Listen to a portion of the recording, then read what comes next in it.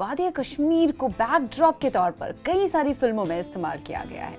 कई सारे film makers Kashmir की तरफ आकर्षित हुए, उनका रुझान कश्मीर की तरफ था, कश्मीर की खूबसूरती की तरफ था और उन्होंने अपनी फिल्मों में कई हद तक उसका इस्तेमाल किया है और वहाँ के तशद्दुद को भी जहन में रखकर कई फिल्में बनी हैं। लेकिन किसी एक कश्मीरी ने कभी ये पहल नहीं की कि कश्मीरियों के लिए एक फिल्म बनाई जाए और ये पहल की none other than Hussain Khan ने। और हम बात कर रहे हैं हुसैन खान की फिल्म कश्मीर देवी की और इस वक्त हमारे साथ गुफ्तगू में शामिल है। आपका बहुत बहुत स्वागत है शो में। सबसे पहले आपको बहुत बहुत कंग्रेचुलेशंस कि कश्मीर का कोई बंदा जो कश्मीर के किसी मुद्दे को उठा रहा है, सामने ला रहा है, वो भी कोई भी रिसोर्स उसके पास नहीं है, उसको पता ही नहीं है उसका क्या करना है, इसका आगाज तो मैं कर रहा हूँ, अंजाम क्या होगा, उसको बिल्कुल इस बात की खबर नहीं है, फिर भी वो पहल कर रहा है। 30 साल तक जहाँ के थिएटर्स बंद है, कुछ भी नहीं चल रहा है, ऐसे में एक नया ही नमूना हमारे सामने आया और वो नमूना जो है वो अजूबा पैदा कर रहा है और वो है आप। कैसे ख्याल आया? सबसे पहले तो मैं आपकी चैनल का शुक्रगुजार हूँ कि जिन्होंने बहुत पहले से ही सपोर्ट किया मुझे। जब ये इस फिल्म की स्क्रीनिंग हो रही थी श्रीनगर में, तब भी सपोर्ट किया और आज मैं मुंबई में हूँ और आज आप लोगों ने फिर मुझे एक मौका दिया यहाँ पे आने का। I am really thankful. तो ये एक जुनून होता है, फिल्म के सिवा मैं और कुछ कर नहीं सकता बेसिकली। कश्मीर में जो माहौल था और जैसे आप जानते हैं कई इश्यूज हैं वहाँ पे, तो एक इशू ड्रग अब्यूज़ का ये बहुत खटकता था मुझे। तो चूंकि मैं फिल्म मेकिंग में था, टेलीविज़न से रिलेटेड था, तो जहन में आया कि क्यों ना इस पे एक फ़िल्म बनाई जाए।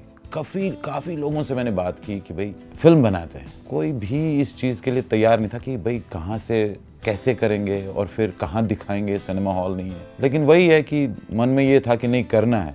2013 बस जहन में आया कि करना है और शुरू हो गई। एक स्टोरी तैयार की मैंने, एक्सपेरिमेंट के तहत मैंने सोचा कि देखते हैं होता है कि नहीं होता है। तो जब तक फिल्म 20, 25, 30% तक बनी, तब तक तो मुझे भी डाउट था कि मैं पता नहीं होगा कि नहीं होगा। लेकिन फिर एक लोग मिलते गए, कारवां बनता गया। हाँ, कारवां बनता गया। एक दिन मैंने फेसबुक पे एक पोस्ट डाला कि where does our Kashmir film industry stands. तो उस पर बहुत बड़ा डिस्कशन हुआ, कोई कुछ बोल रहा है, कोई कुछ बोल रहा है। तो इसमें मीर सरवर एक जो इस फिल्म में लीड कर रहे हैं, तो उन्होंने कहा कि व्हाई डोंट वी मीट। तो आई सेड ओके। तो उन्होंने एक वेन्यू जगह फिट कर दी, सबको इनवाइट किया। जब मैं वहाँ पहुँचा तो वहाँ सिर्फ मीर और मैं बैठे थे और कोई आया नहीं। इतने भी लोग यहाँ अभी भी वहाँ पे जो हैं वो ये मानते हैं कि भाई फिल्म को दिखाएं कहाँ और फिर इसको एग्जिबिट कहाँ करें, इसको किसको दिखाएं। ये कुछ हद तक सही भी है कि मतलब सिनेमा हॉल तो है नहीं वहाँ पे, किस पे दिखाएंगे और वहाँ गवर्नमेंट को कन्विंस करना पड़ेगा, कैसे करें और किधर दिखाएं। लेकिन मैंने कहा कि जब तक आप कोई कदम लोगे नहीं, तब तक उसका रिजल्ट कहाँ से आएगा, पता नहीं चलता, कैसे पता चलेगा। तो आई थॉट कि करना चाहिए। और फिर मैंने ये नहीं सोचा कि मुझे इसके रिटर्न्स मिलेंगे, पैसा वापस आएगा या नहीं आएगा, और पैसा मेरे पास था भी नहीं। मैंने इस फिल्म की शूटिंग करीब 65 डेज या ऐसा कुछ किया है और जो पीरियड लगा है इस फिल्म को बनने में, दैट इज़ 3.5 years। तो सिर्फ 65 दिन शूटिंग किया है मैंने। तो आप खुद अंदाज़ा लगा सकते हैं कि छोटे छोटे शेड्यूल में किया होगा। हाँ। कि 3 दिन किया। फिर बाद में मैं एड वर्ल्ड के साथ जुड़ा हूँ, तो एड्स करता रहा, वहाँ से पैसे दोस्तों से बोरो करके, दिस एंड दैट। और ये फाइनली फिल्म आपने मुकम्मल कर दी और आपने संभव बनाया इसको कि वहाँ पे आपने SKICC में इसको रिलीज भी करवाया, स्क्रीनिंग हुई। तो लोगों को इकट्ठा करने में क्या कुछ जुगाड़ आपको करना पड़ा? पहले तो बताऊंगा कि ये कैसे हुआ। जब मैं जगह देखने लगा कि कहाँ, क्योंकि हॉल तो था नहीं, तो जहाँ भी गया तो वहाँ तो एक अच्छा खासा अमाउंट देना पड़ता था कि इतना देना है, वो देना है। तो आई थॉट कि क्या किया जाए। Then I went to the government, tourism ministry के पास गया कि भाई मुझे इस तरह से फिल्म दिखानी है। तो उस प्रोसेस में भी 2-3-4 महीने लग गए कि उनको मनाना, फिर एंड दिस एंड दैट। तो फाइनली उन्होंने मुझे SKICC प्रोवाइड किया 14 दिन के लिए, 2 हफ्ते के लिए कि आप दिखाइए। ट्वाइस अ डे हमने फिल्म दिखाई। और जब फिल्म चली तो मुझे एक्सपेक्ट ही नहीं था कि ऐसा होगा। लोग आए फर्स्ट डे हाँ। शो में कितने लोग थे?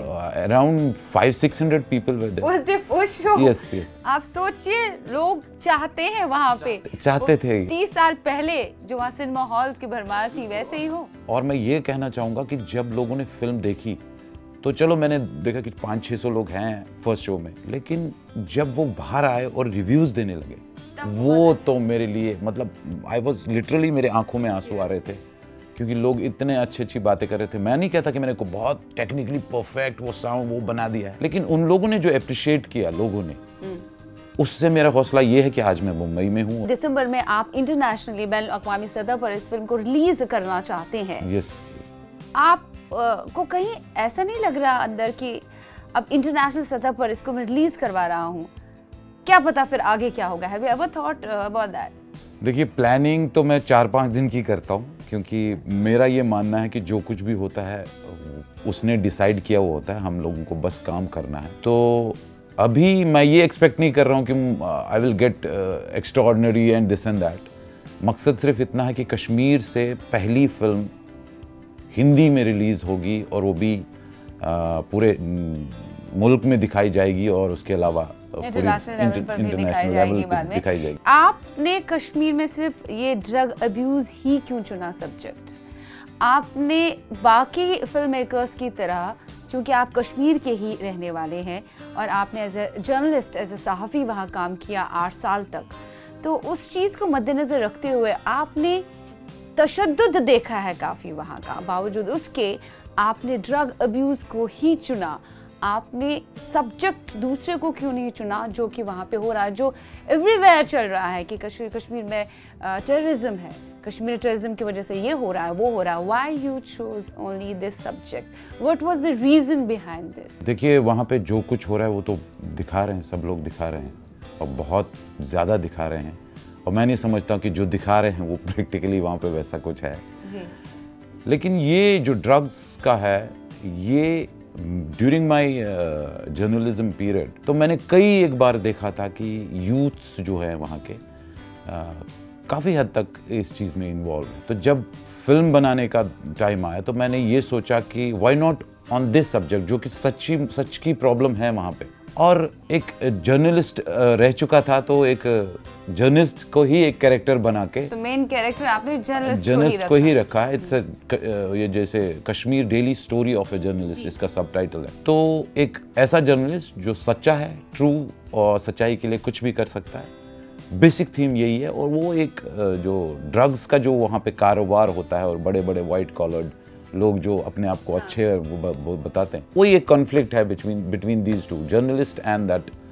और यूथ्स को किस तरह से यूज़ किया जाता है, उसको अनएम्प्लॉयमेंट का इशू हमने इसमें उठाया है कि यूथ्स जो अनएम्प्लॉयड है, नौकरी चाहते हैं, उनका घर है, एक कमाने वाला है, 4-5 लोग खाने वाले हैं, तो वो किस तरह से फेस कर रहे हैं और वो किस तरह मजबूर हो जाते हैं। Kashmiris are very gentle and human और अच्छे लोग हैं, और उनको किस तरह से यूज करना है वो आराम से हो जाता है। मेन फोकस जो है आपका अभी है, इनफैक्ट हर एक का यही फोकस है कि वहाँ के यूथ को किस तरह से बाहर लाया जाए, उनका ध्यान दूसरी और किस तरह से केंद्रित किया जाए। आप उनको बाहर मत लेके जाइए, आप उनको वहीं पे जगह दे दीजिए, एक स्पेस दे दीजिए। अगर एक इंफ्रास्ट्रक्चर बनता है, मैं जहाँ तक जानता हूँ इस फील्ड को, तो वहाँ पे सब कुछ है, एवरीथिंग इज देयर। इवन हमारे एक बहुत बड़े डायरेक्टर हैं बॉलीवुड के, उन्होंने कहा था कि जहाँ पे कश्मीर वो जगह है जहाँ पे कैमरा रख दो तो फ्रेम बन जाता है।